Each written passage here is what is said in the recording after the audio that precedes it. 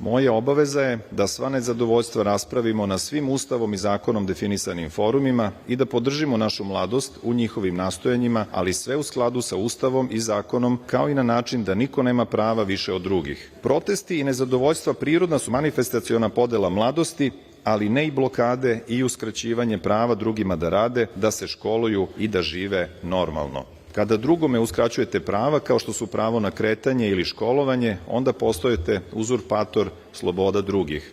Osnovne i srednje škole moraju da se vrate svojoj misiji obrazovanja, ali i vaspitanja dece. Nastavni kadar takođe mora biti svestan svoje osnovne misije i biti ga dostojan. Da bismo to postigli, pozivam na hitan dijalog sve činioce, sve rektore, prorektore, dekane i sve studente da kroz dijalog pronađemo prihvatljiva rešenja i hitno omogućimo nastavak univerzitetskog rada, da praštamo ako treba i da se izmirimo zarad Srbije.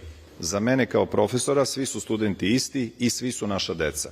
Poručujem svima da su i moja vrata otvorena 24 časa, 7 dana u nedelji i da rešavamo sva otvorena pitanja na dobrobit države i naroda i da ću i ja ići gde god kažu da treba da dođem da razgovaramo.